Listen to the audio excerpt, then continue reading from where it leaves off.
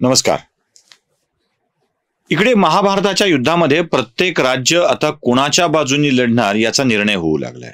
आपलं सैन्य, राजा हे सगळं येऊन त्या वेगवेगळ्या गटामध्ये, दोन गटामध्ये समाविष्ट होतोय. इकडचे तिकडं, तिकडचे इकडं होण्याची प्रक्रिया देखील सुरू झालेली आहे. मद्रंधरी शल्य पांडवांचे मामा असून सुद्धा कौरवांच्या बाजूने लढायला गेलेत, तर युयुत्सु कौरवांचा भाऊ असून सुद्धा पांडवांच्याकडे आलाय. विकर्णाच्या मनामध्ये असा विकल्प आलाय की आपले भाऊ चुकीचे आहेत पण त्यांच्या बाजूने लढावं लागणार आहे. अशा सगळ्यांची हेराफेरी होत असतानाच आणखी एक मुद्दा होता, सगळे यादव कोणत्या बाजूने लढणार. यादवांचं सैन्य तर प्रचंड मोठं, यादवांचं राज्यही मोठं. मग हे यादव कोणत्या बाजूने लढणार. यादवांच्या मध्ये आधीच दोन गट पडलेले आहेत आणि या दोन गटांच्या मध्ये एक यादव गट एका बाजूनी येतोय पांडवाच्या, तर एक यादव गट जाऊन कौरवांच्या बाजूनी लढतोय. तसं भगवान श्रीकृष्ण यादव कुलीन असले तरी सुद्धा त्यांना विरोध करणारे मगध देशचे राजे किंवा अन्य यादव कुळ ज्यांच्या जरासंधाशी उत्तम संबंध होता, कंसाशी उत्तम संबंध होता, असे सगळे भगवान श्रीकृष्णाच्या विरोधातले आहेत. म्हणून त्यांचा एक गट बरोबर कौरवाच्या बाजूनी जातोय. म्हणून महाराज कृतवर्मा, यादव काळातले कृतवर्मा नावाचा राजा हा कौरवाच्या बाजूनी आपलं युद्ध लढण्यासाठी जातोय. तर सात्यकीने निर्णय घेतलाय, यादव कुळातल्याच एका राजा सात्यकीने निर्णय घेतलाय की आपण मात्र पांडवाच्या बाजूनी लढायचं आहे. झालं. कृतवर्मा आणि सात्यकीने यादव कुळाला विभागल्या गेलेला आहे. यादव कुळ एक कौरवाच्या बाजूनी गेलाय, एक पांडवाच्या बाजूनी गेलाय. आता प्रश्न उरतोय तो भगवान श्रीकृष्णाच्या 4 औक्षहिणी असलेल्या नारायणी सेनेचा आणि भगवान श्रीकृष्णाचा. कारण आतापर्यंत तरी पांडवाच्या बाजूनी असलेले भगवान श्रीकृष्ण कोणाच्या बाजूने या युद्धभूमीवर लढणार हा प्रश्न आहे. मध्ये तुम्हाला मी एक कथा सांगितली होती, आठवत आहे. आणि या कथेच्या आधारावरच, या कथेच्या नाही, या घटनेच्या आधारावरच, त्या कथेत घडलेल्या घटनेच्या आधारावरच दुर्योधन अशी इच्छा ठेवून आहे की भगवान श्रीकृष्णांनी आपल्या बाजूने लढावं. काय घडलं होतं आठवत आहे. लक्ष्मणी नावाची दुर्योधनाची कन्या, जिचा विवाह कृष्णपुत्र सांबाशी झालेला होता. खरं तर सांब हस्तिनापूरला आल्यानंतर त्याला बंदिस्त करण्याचं काम दुर्योधनाने केलेलं होतं आणि मग त्या बंदिस्त केलेल्या सांबाला सोडविण्यासाठी म्हणून बलराम आलेले होते.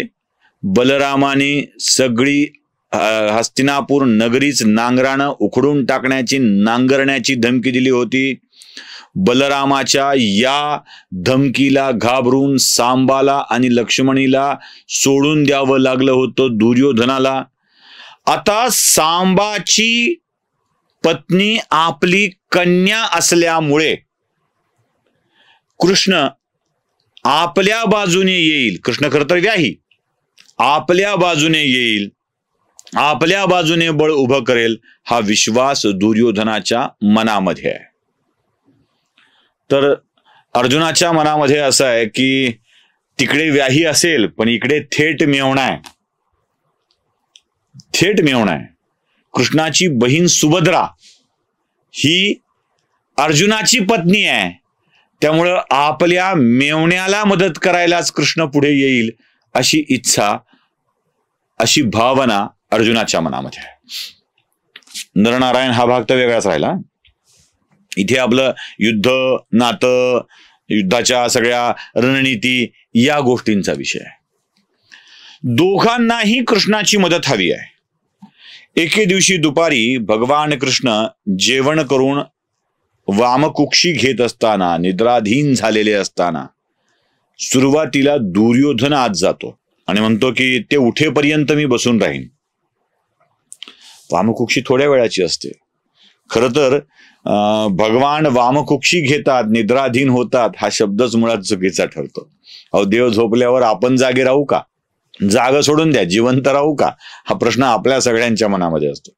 पण परमेश्वराची लीला वेगळीच आहे. देव निद्राधीन झालेले असताना दुर्योधन भगवान श्रीकृष्णाच्या कक्षामध्ये प्रवेश करतो आणि प्रवेश करून त्याला वाटतं की आता आपण कुठे बसायचं. मग देव झोपलेले असताना, भगवान श्रीकृष्ण झोपलेले असताना त्यांच्या उशाशी एका आसनावर दुर्योधन बसून राहतो. त्याच वेळी मदत मागायला अर्जुन सुद्धा भगवंताच्या कक्षामध्ये प्रवेश करतो. डोक्याच्या भागाला असलेल्या आसनावरती दुर्योधन बसलेला आहे हे बघून अर्जुन आपली जागा कोणती ते नेमकं ओळखतो आणि झोपलेल्या भगवंताच्या पायाजवळ अर्जुन बसून राहतो. मुळात आपली जागा कळली पाहिजे. प्रत्येकाला आपण कुठे बसलं पाहिजे हे कळलं पाहिजे. ज्याला आपली जागा, पायरी, लायकी कळते ना, त्याला सुखाची प्राप्ती होत असते. भगवंताच्या पायाजवळ अर्जुन बसलाय. त्याला माहित आहे आपली जागा तिथेच आहे, तिथेच आपल्याला सन्मान आहे, तिथेच आपल्याला मोक्ष आहे, तिथेच आपल्याला गती आहे, तिथेच आपली प्रगती आहे. सगळं काही आहे ते भगवंताच्या चरणाजवळ आहे. भगवंताच्या डोक्याजवळ काहीच नाहीये, काही नाहीये, काही नाही. त्याच्या चरणाचा विसर न व्हावा एवढंच लक्षात ठेवलं पाहिजे. त्याच्या पायाला लागलं ना सगळी सुख आहेत. वारकरी संप्रदायात बघा, चरणावर डोकं ठेवण्याची जी परंपरा आहे ना ती त्यामुळेच आहे. भगवंताच्या चरणात सुख आहे हो, त्याच्या पायात सुख आहे. हे सगळे जे पायातून काही जन्मलं म्हणून आक्षेप घेतात ना, त्यांना मला सांगायचंय, सगळं सुख, सगळा आनंद भगवंताच्या चरणामध्ये आहे. आणि एक क्षत्रिय नर असलेला अर्जुन भगवंताच्या चरणाजवळ बसलाय आणि वाट बघतोय ते जाग होण्याची. खर तर यादवाच्या सैन्याची कृतवर्मा आणि सात्यकी यांच्यामध्ये विभागणी झालेली आहे. सात्यकी काही सैन्य घेऊन पांडवाच्या बाजूने आहे, तर कृतवर्मा काही सैन्य घेऊन कौरवाच्या बाजूने आहे. आणि अशा वेळी अजून काही मिळावं अशी धारणा ठेवून दुर्योधन आणि अर्जुन तिथे आलेले आहेत. भगवंत उठण्याची वाट बघतायत आणि भगवंत उठल्याबरोबर त्यांची नजर पडते अर्जुनावरती. मंद स्मित करून, सोपं आहे ना, उठल्याबरोबर मी असा उठलो झोपेतून तर मग पहिल्यांदा काय बघेल, माझ्या समोर काय आहे, मागं काय ते बघणार नाही. भगवंत उठलेले आहेत आणि उठल्याबरोबर त्यांना कळलंय की आपल्या पायाजवळ अर्जुन बसलेला आहे. अरे अर्जुना, कधी आलास? तो म्हणाला, देवा बराच वेळ झाला, आपण निद्रिस्त होतात त्यामुळे उठवलं नाही. का आलास? काय हवंय तुला? बोल. अर्जुन म्हणाला, मदत मागायला आलोय. कसली मदत रे? ते म्हणाला की युद्ध सुरू होणार आहे, तुम्हाला माहित आहे, आणि तुम्ही कोणाच्या बाजूनी असण्याऐवजी माझ्या बाजूनी असावं अशी माझी इच्छा आहे.